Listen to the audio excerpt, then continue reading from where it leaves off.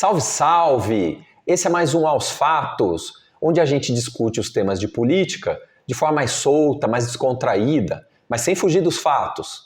Eu sou Davi Carvalho, cientista político e pesquisador, e aqui estou sempre acompanhado do geógrafo, mestre em Relações Internacionais e mestre cervejeiro, o inoxidável Simas. Salve, camaradas! Vamos discutir nesse vídeo o tema mais esperado do ano, o segundo turno das eleições de 2022 e seus desdobramentos. Enfim, a vitória veio. É ou não é? Que angústia, mas também que alívio a partir de agora. Antes de você acompanhar o vídeo com a gente, larga seu like aí, se inscreva no canal, acione o sininho e ajude o Política na Cabeça em sua missão de tentar levar algum esclarecimento sobre o que está acontecendo na política, no Brasil e no mundo. Então olha só, depois de horas angustiantes no domingo, veio então a confirmação pelo TSE da vitória da democracia. Que alívio! Meu Deus do céu, como foi angustiante aquilo! Veja só, a vitória foi da democracia e não apenas de Lula e do PT. Foi uma vitória maiúscula, ampla, contra o bolsonarismo.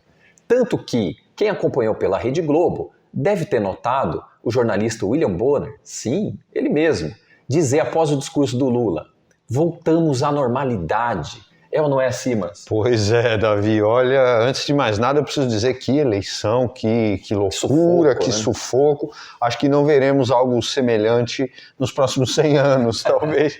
E se tem uma coisa que uniu os dois campos em disputa, foi a angústia, foi a ansiedade, foi o desespero. Mas no final a bola veio para o nosso lado.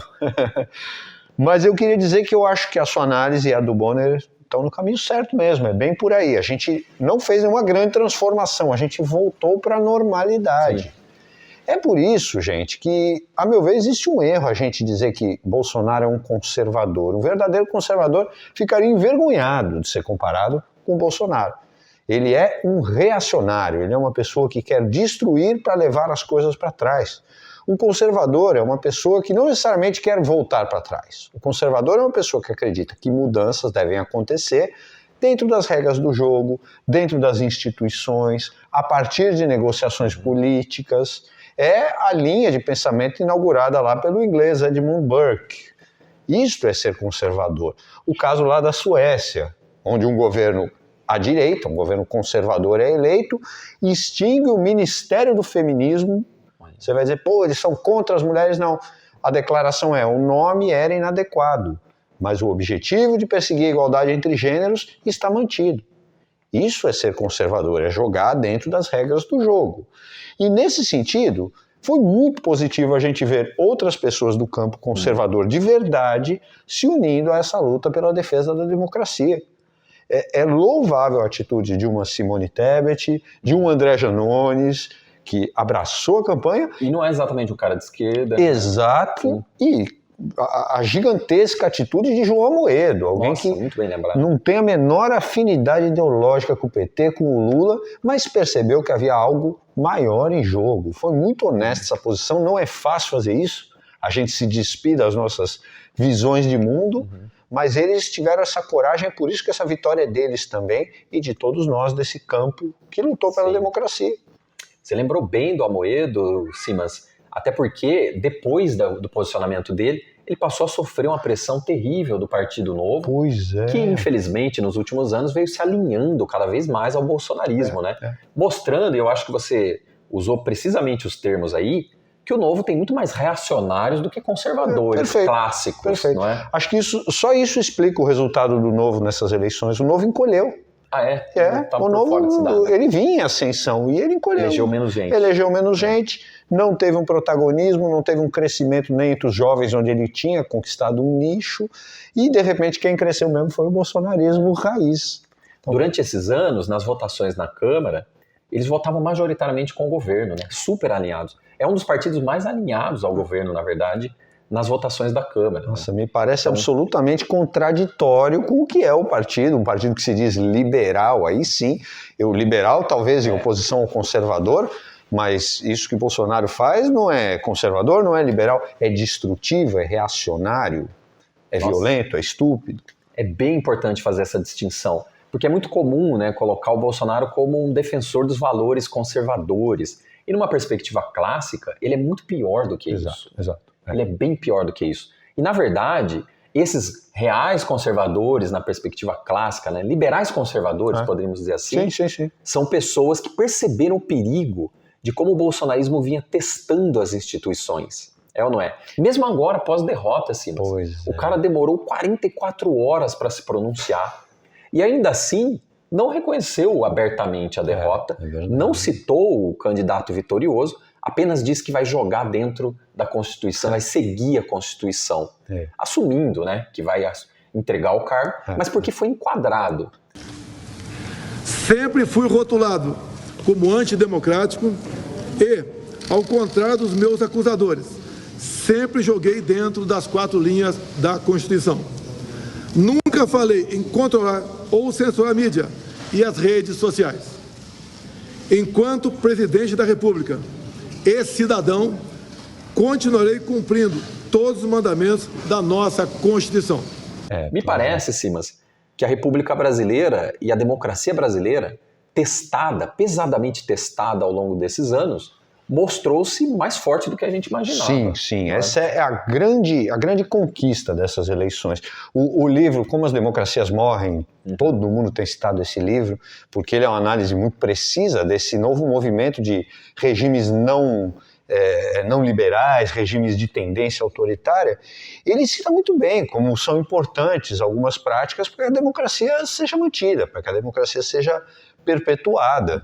E uma delas é justamente você respeitar a oposição, você respeitar a independência entre poderes, você respeitar a oposição, né, o direito de outro ser eleito, e não é isso que a gente vê, né? No bolsonarismo não, mas no final das contas o livro termina dizendo: o que nós estamos vendo no mundo é um grande teste à solidez das democracias. E a democracia americana passou meio raspando, mas parece que a nossa vai passar. Parece que o sistema de freios e contrapesos, né, para usar a expressão tradicional, para explicar como funciona o sistema republicano em estados democráticos, como o Brasil aparentemente não é? Temos sustentado. Muita gente ficou em dúvida, será que isso é mesmo uma democracia? Com as inúmeras tentativas do bolsonarismo de romper, né, de destruir mesmo os valores e os pilares da democracia, e como bem você apontou, Simas, de tentar regredir a coisa, parece que não deu certo. Foi derrotado nas urnas, vai ter que entregar o governo, não vai seguir os ritos democráticos básicos, isso. De passar a faixa. Não esperem o Bolsonaro na cena de colocar a faixa no Lula. Isso não vai acontecer. Lamentavelmente. Deveria, né? Porque Barack Obama passou a faixa para Donald Trump, deseja um bom governo para você. Pode ser que lá no íntimo ele queira a morte do Trump, mas fez lá o protocolo. E isso é muito bem explicitado lá no livro Como as Democracias Morrem, porque ter instituições fortes, ter poderes que se equilibrem, tudo isso é essencial para uma democracia. Mas existem também regras que não são escritas e que devem ser seguidas para a democracia funcionar. A liturgia da coisa toda. Exatamente. Ele faz uma comparação muito legal que é com os esportes de rua. Lá ele cita o basquete de rua, para nós não é tão comum. Seria o futebol de rua da gente. A gente vai jogar lá, a criançada vai jogar futebol na rua. Não precisa ter um juiz para você saber que você não pode pôr a mão na bola, que você não pode dar uma voadora no coleguinha, que o jogo tem que ser botar a bola lá dentro do gol. Então são as regras não escritas que também fazem parte da democracia. E nessa metáfora a gente pode dizer que o Bolsonaro e seus asseclas e seus seguidores mais próximos também tentaram o tempo todo, né? Pois é. Tanto que tem aí agora, nesse momento, muita gente nas ruas, nas rodovias principalmente, fazendo os bloqueios. Exatamente. E eis que cadê a fala do atual presidente pedindo para essas pessoas se retirarem das ruas? Coisa que até aliados dele fizeram, né? Você vê o governador recém-eleito aí, o Tarcísio, não, gente, não é a hora disso. O Arthur Lira, que é o que se espera de quem joga o jogo democrático. Ganhar ou perder faz parte do jogo. O Rodrigo Garcia, governador de São Paulo, que apoiou o Bolsonaro, mas está atuando contra esses bloqueios. Apoiou incondicionalmente, mas agora... Isso é um debate muito importante, né? Porque a gente foi criando mecanismos institucionais para coibir o abuso do poder. Só que eles por si só não conseguem coibir todo o abuso de poder. Né? Um caso interessante, nós temos várias leis que restringem o aumento de gastos às vésperas da eleição.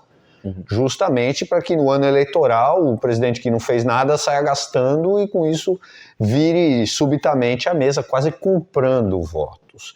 Só que essas regras, elas também têm brechas, porque você pode ter uma emergência. E se vier uma pandemia, de novo, na véspera, então você tem que ter uma brecha.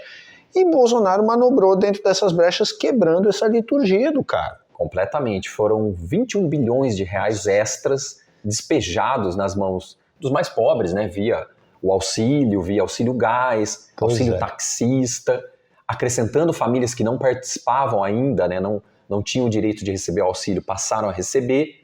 Uma tentativa flagrante, né? Isso tudo durante a campanha, de comprar votos. É claro. Disso que se trata. E que fique claro, não é que nós somos contra esse tipo de programa social, pelo contrário, somos os primeiros a apoiarem.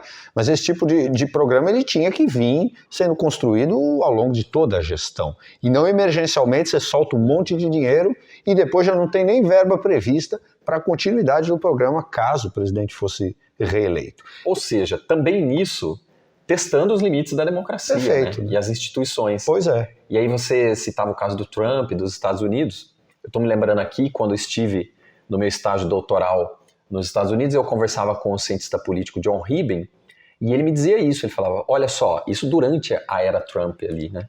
Ele dizia, esse cara está testando os nossos limites democráticos, as instituições democráticas. E aí ele fez uma comparação com o Brasil, que o Bolsonaro tinha acabado de vencer.